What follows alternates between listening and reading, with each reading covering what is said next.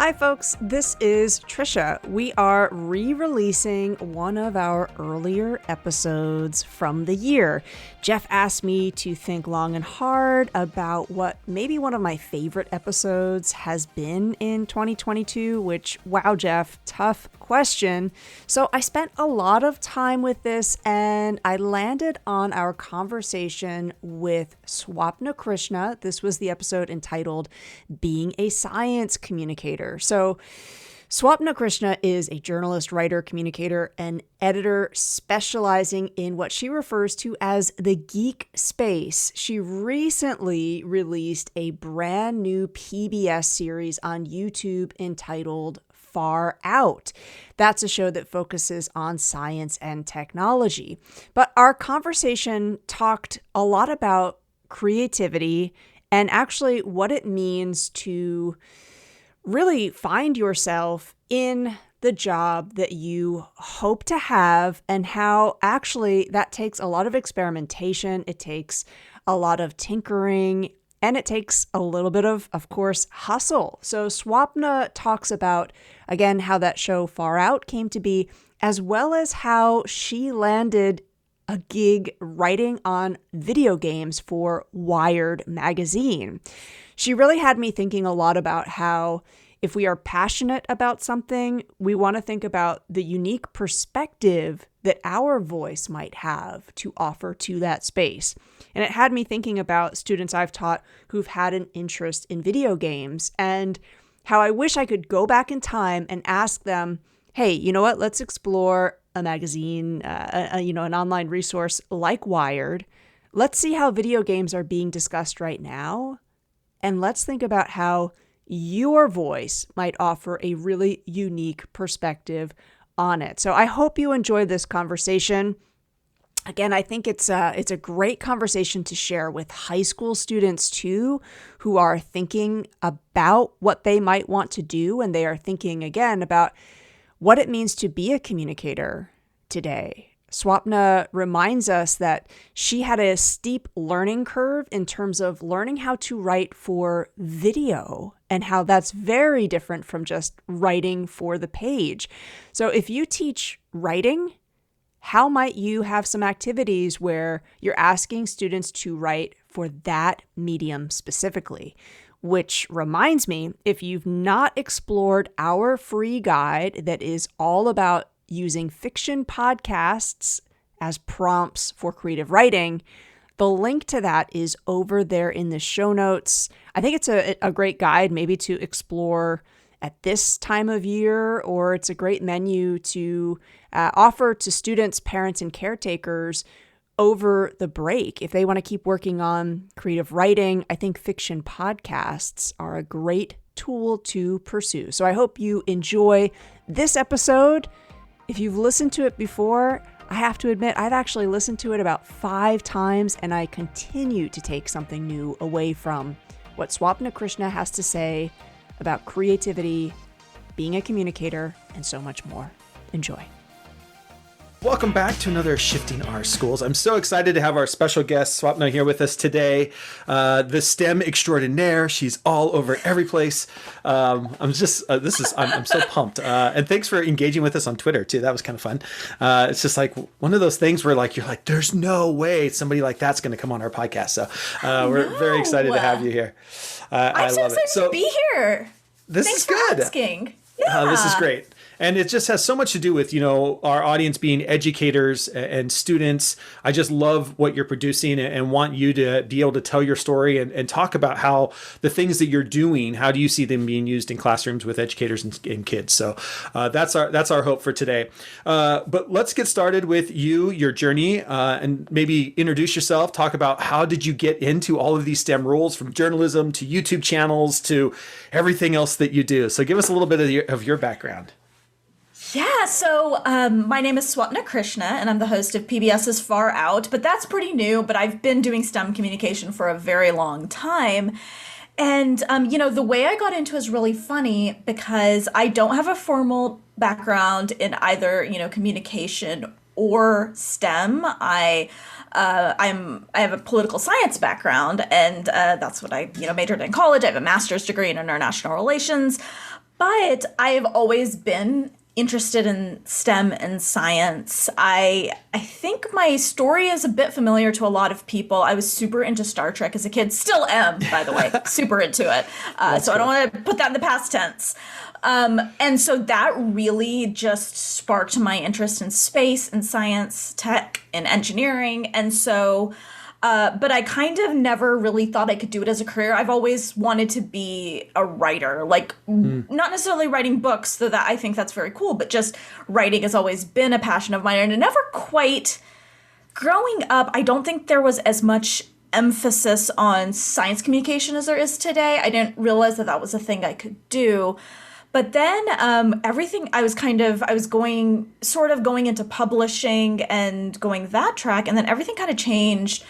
I guess it was like 2011, I think. I went to a NASA social, this is a great program from NASA. For anyone who's unaware, they basically invite social media people. And when I say social media people, I don't mean you have to have 50,000 followers. I mean, they'll invite somebody who has 120 followers, as long as you are enthusiastic and your audience is enthusiastic, to like special events to celebrate things. So I got invited to the second to last space shuttle launch to come in person, see it behind the scenes.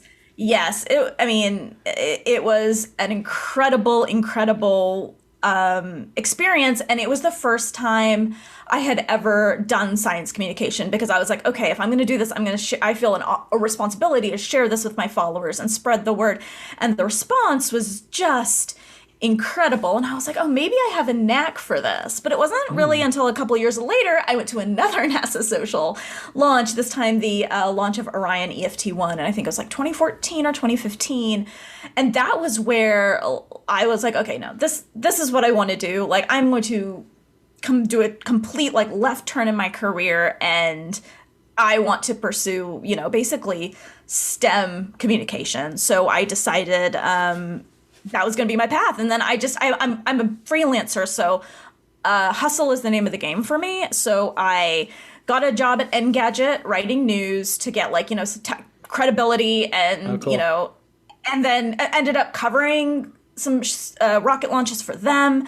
And then since then, I've kind of been just doing this whole STEM thing, and it's been amazing.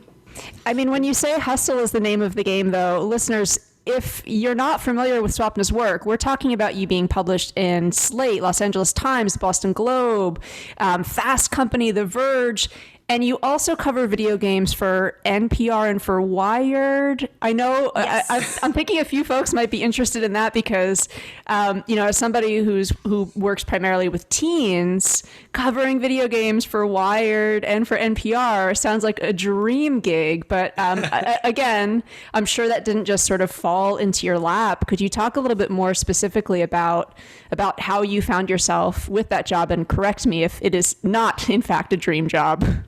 No, it is. Covering video games for Wired. For anyone who isn't familiar with for the way journalism works, Wired is like the pinnacle of tech. Being published in Wired is like every tech reporter's dream. So the fact that I have a column there and I get to write every 2 weeks about the stuff I'm playing, it is absolutely a dream.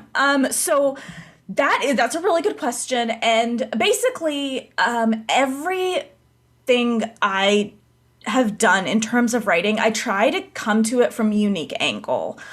And to kind of, I think, paying attention to a lot of what's going on in media, paying attention to a lot of what's going on specifically in video games, and reading a lot of the coverage. Basically, I saw that there was a big hole, and it's getting better now, but there is still a big hole in covering the perspective of kind of casual gamers. That's the name of my column at Wired, Casual Gamer. Basically a person who, yes, I have a console. I play PlayStation 5. I love it. I have a Switch.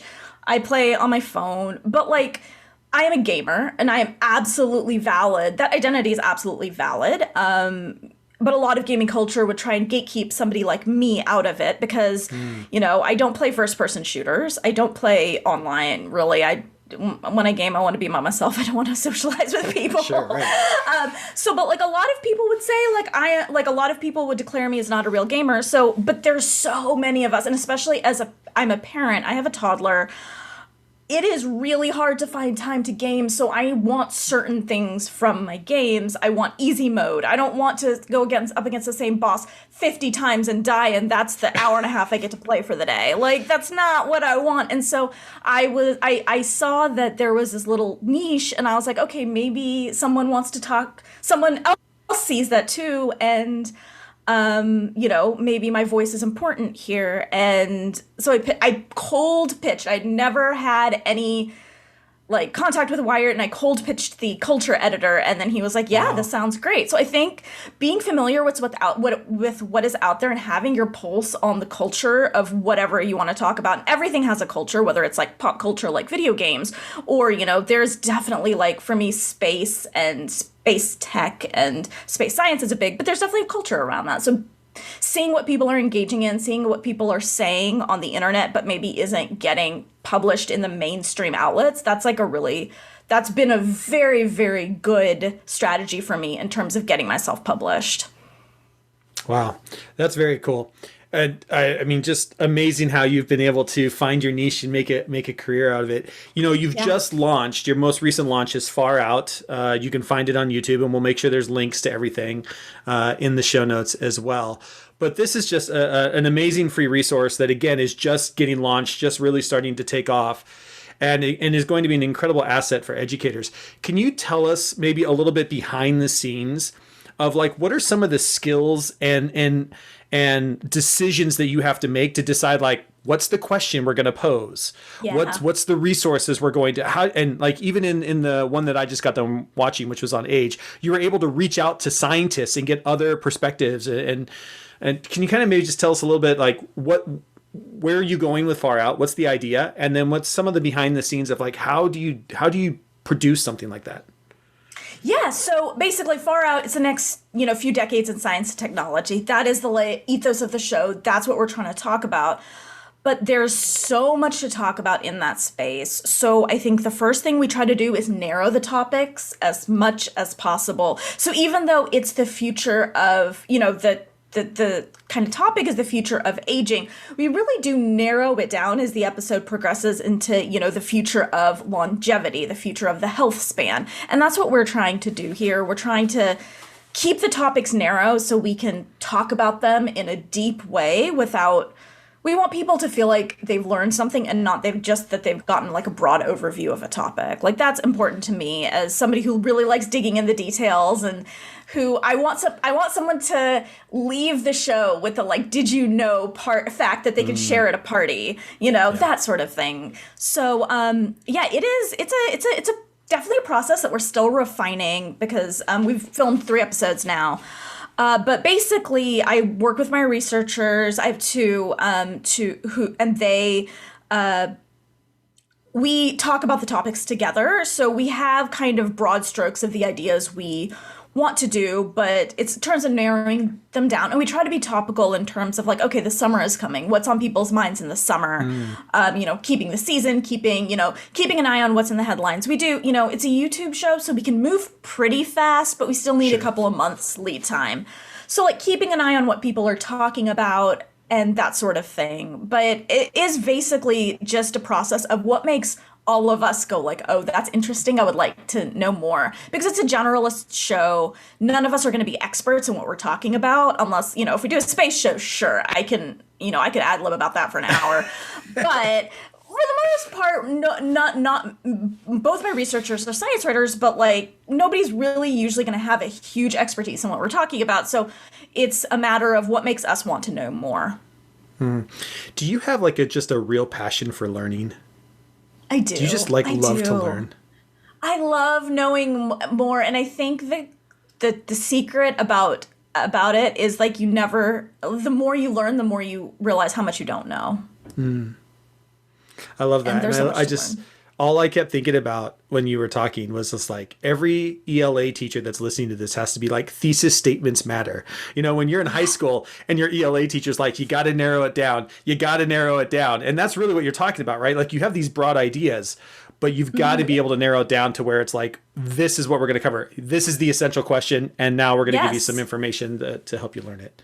Absolutely. I'll tell you a secret. Every single article I write the thesis statement first. Like my high school composition teacher would be very, very proud. Every single thing I write, the first thing I do is write the thesis statement.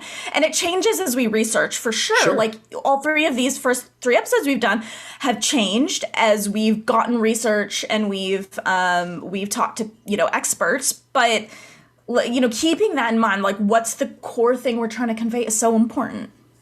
I love that. I was just going to ask because, again, a lot of our audience, educators, they have students who they would love to pursue taking their YouTube channel to the next level. And of course, an episode like the one that we're talking about, it's not as though you crank that out overnight and it's published. Can you give folks just, kind of an estimate, a rough idea of start to finish, including that research and that kind of ideation process that you were talking about, start to finish? What does that time investment look like? Absolutely. So for a show like Far Out, I will give you an example. Now, the pilot we're going to move faster than this generally, but the pilot, we spent a week researching, probably 1 to 2 weeks writing the pilot. We filmed in March and then it just went live and we were making tweaks to it until the end. Like there was probably the last week or 2 that we stopped, but it's not going to be this long because we were still trying to get the feel of the show right and the look of the show right. Because there's a lot of elements that go into that. But I would say we are at, every step of it takes a week at least. Post-production probably takes 2. I'm not as involved in that. Although I do, I do know I'm not very great at editing video, but I do stuff on TikTok and stuff like that. So I understand, some of what goes into it and it's very complicated, but for the writing and the scripting, it's 2 to 3 weeks, just because the research, the writing and the scripting, because, and it's not just I write the script and then I go and say it. We have table reads where everybody on our team, production, and the production people, everybody can ask questions because I would much rather somebody say, I don't understand that at a production meeting than I don't understand that in a YouTube comment. You know what I mean? Right, I want to make sure we are being very clear and very precise too, because we do not underestimate the intelligence of our audience. These are very smart people and we want to respect that and not, gloss over some fact or, something like that, and then have people think we are not accurate when, we are technically being, there's language in precision in language is very important in something like this. So we have that table read, and then I go one-on-one with my director, and we go through and finesse the language, make things sound as natural as they can to me, even though, I'm writing the script, but still, I'm still learning to be a video writer. I've been a print writer for, most of my career. So I'm really, really learning on what it is to write for video and even write for myself for video. And so, learning how to make it sound natural and like me and the rhythm of speaking and those sorts of things. And those are things I'm still learning. Yeah. I love that. That's it's a new genre of writing, right? Video writing or script writing. It is. For a YouTube video. Is your goal, the last one that I watched was about 8 minutes or so. Is your goal to kind of keep them under 10, fast paced? Yeah, 8 to 10. Keep them going. Is that 8 to 10 minutes? Mm-hmm. That's awesome. Yes. As someone who you are doing all this stuff, you're learning all the time. Who are some of the influencers or influential people that you follow, that you love to learn from, that are in your own network? In Wired and Engadget and every place else. I'm sure you have lots, but who are some of the people that really influence you? Yeah, so there's a ton of great people out there, but in terms of, science communication and especially, work on video and work on social media, there's a few. Emily Calandrelli, who's also a good friend of mine. She is the space gal across, platforms, and she's also Emily's Wonder Lab from Netflix. That's her show, and the host of Exploration Outer Space. So she's everywhere. She's amazing. But She has been an inspiration of mine for a long time because she just does what she does so well. She's so authentic and really reaches people and tries to meet people where they're at. And I really respect her. Sophia Gad-Nasser, she's a PhD student in cosmology, I believe. She's Astro Party Girl across, Wow. across Twitter, I think Twitter, Instagram, and on TikTok as well, I think. And she is doing such good work, explaining the intricacies of science, because while I am a science communicator, I am not a scientist, and I know a lot at this point because I've reported on a lot and I've talked to a lot of experts, but I always like to, go back to the experts to make sure that I'm accurate. And so, Sophia she's a science communicator, but she's also a, scientist. And so I think she is amazing. Science Sam is also, Samantha Yamin is also amazing. She's mostly on Instagram, but she was kind of, she was criticized by some entrenched scientists who didn't like her approach. She's also a scientist. Didn't like her approach of trying to communicate through social media, and has been attacked for that. And I think she was one of the first to really bring attention to the fact that we can really communicate incredibly effectively through platforms like YouTube, platforms like TikTok and Instagram and Twitter. These are very effective, and we should reach out on these platforms. I feel really strongly about speaking in plain language, not being condescending, and being where people are and where people want to learn. I don't expect people to come to my website to find my stuff. I need to meet them where they're at. I love that. That's so powerful. You said a couple times there that you're a science communicator. Is that your job title? Is that what you consider yourself? Space science and technology journalist is usually what I say.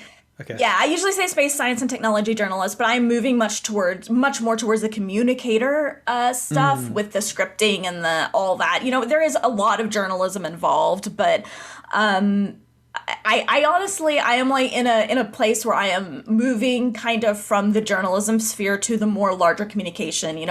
I post science videos, space related videos on TikTok and across social media, but mainly TikTok is the focus. And so that is kind of more of a communication role than a journalism role. So it's kind of, I'm just trying to talk to people about how cool all this stuff is, basically. And so however anybody wants to find me and wherever they want to find me, whether it's through the more traditional, places with more credibility like Wired or Engadget or, all of those, or whether it's, on TikTok, it's fine. I'm happy either way. I like that. Very cool. So as we kind of pivot to talk about, and we can focus on all of your stuff, but we'll focus on Far Out for right now. For educators who want to connect their students with you, with the stuff that you're starting to produce on Far Out, and I know you've probably got more stuff coming, what does that look like, you think, from an educational standpoint, as far as teachers being able to get engage with you, with students, whether it's comments in YouTube videos? Do you have a social media person that's responding to comments or asking questions? Are you taking are you taking topics from kids and teachers? Where do you see this fitting from an educational standpoint?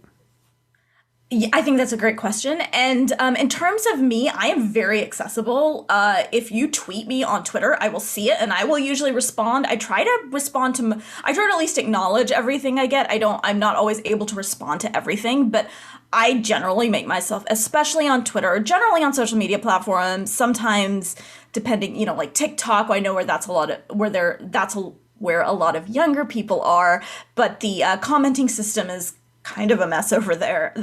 So I don't see as much of that. But something like Twitter, I am very accessible and I try to be. In terms of the YouTube comments, I do look at all of them. I don't really respond to a ton of them. But we do have people looking at them. And if there is ever an episode topic anyone would like to see, please leave it in the YouTube comments, because we do look at that and we are very responsive to our audience. We want to know what our audience we want to know what our audience wants to see. And so if there's something somebody feels strongly about, or a teacher or a classroom is like, oh, I would love to see a video on X, like, let us know and we will absolutely do it. But yes, I am generally very accessible, and I try to make myself accessible. People can email me. My email address is, it's on my website, but I feel like Twitter is usually the way people choose to reach out, and I am happy with that and fine with that. And I love it. Like, I love engaging with people. I love talking to people about this stuff. And people have been so incredibly kind about, the launch and debut of this series. And I'm just really grateful that it's resonating, honestly. Yeah, it's awesome. It's awesome. So, part of where we are right now in education is we are really focused on STEM, right? The science, technology, engineering, and math. And we're trying to figure out, like, how do we support, like, the next generation of STEM students? I mean, that's a massive focus right now in education. And some of the things I love that you're talking about, like, there's so much writing involved, right? And the creativity aspect, like, things when we think about math or we think about engineering, we don't always think about, oh yeah, you've got to be able to write and you've got to be able to, stand up and deliver on YouTube or deliver in front of a camera, right? A talk or a script in that way. What advice would you give to educators who want to support students with a passion in STEM? Like, this passion for learning that you have, how do you get others to do that? I think there's a few ways. I feel like these days everybody kind of wants to be an influencer, and I'm moving more towards that. I'm not really an influencer in the traditional sense, but as I'm doing more social media science communication, I'm seeing more of, it's a lot of work. It's a lot of unpaid work. So that is not, unless people are really, really very into it, I don't necessarily recommend, like, going all in on influencer right from the start. There's a lot of other things you could do. I do feel like supporting things like people who want to write about, science and STEM topics. I think that's really important, because what I have found and how I kind of got started with a lot of, like, my professional work in this was recognizing that just because we all can write doesn't mean we all can communicate. Those are two different things. Yeah, so, like, we can all, most of us can write. We know the mechanics of writing, but effective communication is very difficult, and it's an art, and it's a skill that is learned through, hard work and recognizing, especially distilling down topics that are as complicated as STEM topics. These are really, really complicated topics. So how do you balance delivering the communication effectively and clearly without being condescending? Because that's the key thing here. I think effective communication is never condescending and never underestimates the intelligence of the audience, because so much communication I see does that, and it's condescending and it's talking down to people, and, like, that's not effective communication. Or it's shaming people for not knowing that's not effective communication. So I think compassion is so important. And so I think cultivating these skills is incredibly important, because we need the scientists, and we need, the mathematicians, and we need all these people, but we also need people to communicate these discoveries and these triumphs and this amazing stuff. And while plenty of STEM people are very effective communicators, plenty are not. And it's a skill that I think is undervalued. And I have found, like, in my personal experience, people do wonder, well, why didn't you just become an engineer if you were passionate about engineering, which is a lot of what I was passionate about when I was younger. And it's because I don't want to be an engineer. I wanted to talk about the stuff, not do the stuff. Do the stuff. I don't want to, that's not where my passion lies. My passion lies in talking about it and getting really excited about it and, geeking out about this stuff. That's what I love doing. And I think encouraging that and making it clear there's a career path there, because I think that was what was key for me, and why it took me so long to find it, was that I didn't understand, especially growing up, Indian and immigrant household, like I didn't understand the career paths that were available to me that weren't like doctor, lawyer, computer programmer. Growing up, that was just not in my realm of understanding, and it took me a lot longer to kind of come into my career than I think a lot of people, because I just didn't understand what was out there. And so I think making it clear that you don't have to be a scientist to talk about science, I think that's important. I love that because, Jeff, I know that you and I talk about this all the time in education, opening our minds up and being a little bit more expansive around not putting each subject in a silo and not saying, oh, this is over here, that's over there. You really see the skills as that throughway and that connection. And I think that's going to resonate with our audience. And I love that idea of, again, providing a lengthier menu of career pathways. I truly hope that this episode is going to reach a lot of students, because again, there's just so many different passions that have come through in the work that you do that blow my mind. Again, I'm just really thankful that you took the time to share that with us. Of course. I'm so excited. I'm very excited to be here and to be able to talk about it, because I know, you do not know how many, you probably actually do know exactly how many times I get asked, like, how do I do what you do? And like, I want, and I'm in a place where I don't want, like, it's not that, I don't see it as competition. I want 1,000 people just like me who are just as enthusiastic as I am doing the exact same thing I'm doing, because there's room for all of us. And so like, there's a gatekeeping, there's also like to a lot of this, there's a gatekeeping mechanism where people think like, oh, there's only room for one, influencer talking about space. Like, no, that's not the case. And like, one thing that has been really nice is finding other people, but other women especially, who have, as I'm getting into this video thing, who I have been able to like DM and be like, hey, like, can you help me? Like, this is very new for me. I don't know what I'm doing. And they've been like, yes, here's this and this and this. And it's been so nice to, and I want to do that for other people.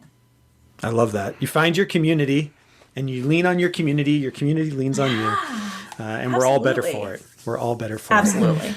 Swapna, thank you so much for taking time out of your busy schedule. We will make sure there are links to everything in the show notes. You can go watch the Far Out episodes on YouTube, connect with her on Twitter, get your students connected. I don't know a high school kid that doesn't have a Twitter account, so get them, put up on the whiteboard. Put her handle up on the whiteboard and have kids follow her, especially if you geek out with science and space and all of the good stuff, man. She's such a great person to follow. You're gonna love and learn so much of what she is sharing out there. Thank you so much for taking time out of your busy schedule. Really appreciate you being here. Thank you so much. We hope you've enjoyed this episode of Shifting Our Schools. If you found this episode helpful or inspiring, please make sure to subscribe and leave the team a 5-star rating. If you want to learn more about the Shifting Schools team or download our free resources, head over to shiftingschools.com to see what's on offer now. Thanks for listening, and we'll catch you next week for another episode to keep rethinking the shifts our schools need.